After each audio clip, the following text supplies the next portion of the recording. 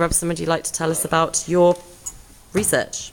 This is the story of Momotaro. It is also named Son of a Peach. This story is about a boy called Momotaro. He is born from a peach after his parents find him in a massive peach in a stream. And when they go, "Oh, we're quite hungry, kill a bit of peach," they open it up and he just kind of pops out and they're like, "Oh my God, a child! That's just what we wanted." And after time, when the boy's a lot older, the village is terrorised by demons. And the boy goes, "I'm not having any of this. I've got to be brave." And he goes and stands up to the demons. And when he's on the way to Devil's Islands, where the demons live, he meets three animals that turn into his best friends. He meets a dog, a monkey, and a pheasant, which all of them can actually talk, and they all ask for food from him. And he goes, "Yeah, I can give you some food as long as you help me on my journey." And they go, "Of course," and they become best friends through it. And when they get to Demon's Island, they defeat the demons by just talking to them and actually being quite friendly. And the demons go, "Right, I'll back off, and we'll give you anything we actually took, like jewellery and gold." And Momotaro took it back to the village and gave it back to the poor people, and they were rejoicing. And at the end, an emperor's going around the village, seeing all his people, and meets Momotaro, giving them back all the jewellery and gold. He goes, "You're a good lad, you can marry my daughter." And they actually fall in love and happily ever after.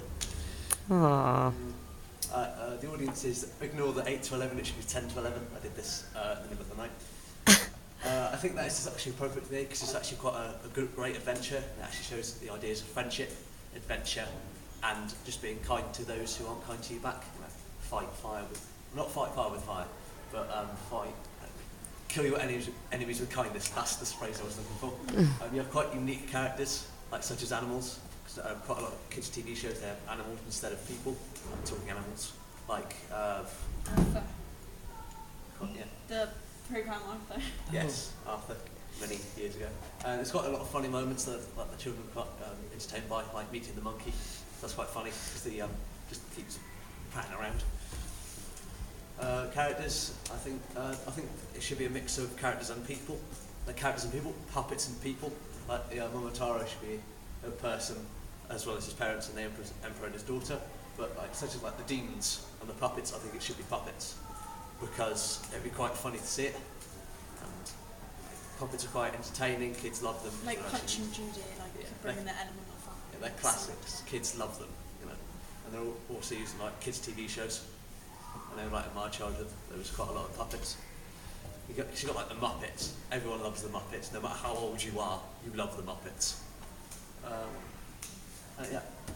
I think this would also work for a small company of people like we are, because you could also like change around characters. You can always have Momotaro as one person, and you could swap around puppets and different characters.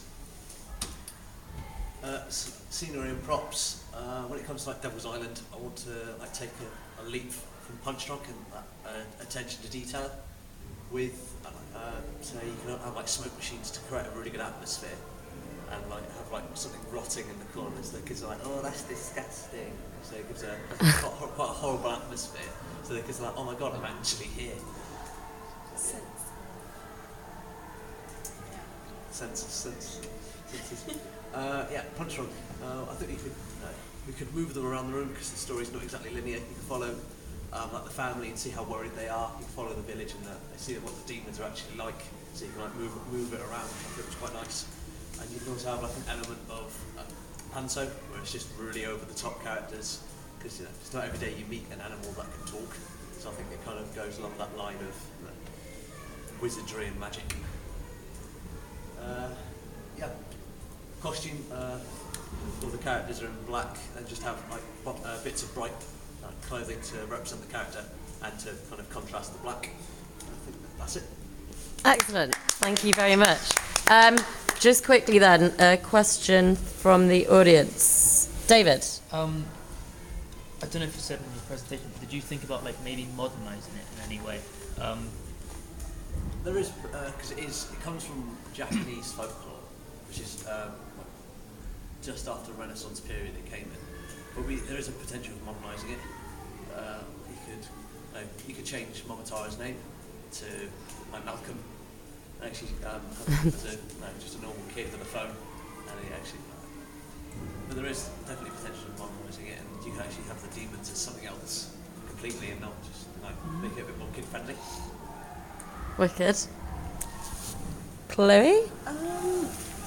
How would you make the piece fit the time restrictions that we have? I think like just make it a short script, making it not prolonging it and making sure that you get the decent information in. Yeah, make sure we get all the like facts and like a moral of the story in, like instead of like And still have a laugh going through it. Okay, brilliant. And finally, Quaid. You spoke about panto and punchline. Like, would it be a mix of both, or just like panto, or just punchline? I think you can have elements of both, because I think they kind of go into, they can kind of link into each other quite well.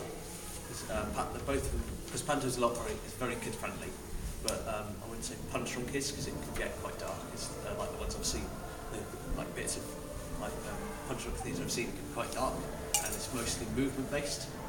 So I think kids will find that they can connect better with the characters if it was panto rather because than. if they're like punch drunk. moving around, it will like they'll lose focus. Whereas if they're like sat down and engaged in a piece, they'll be able to understand.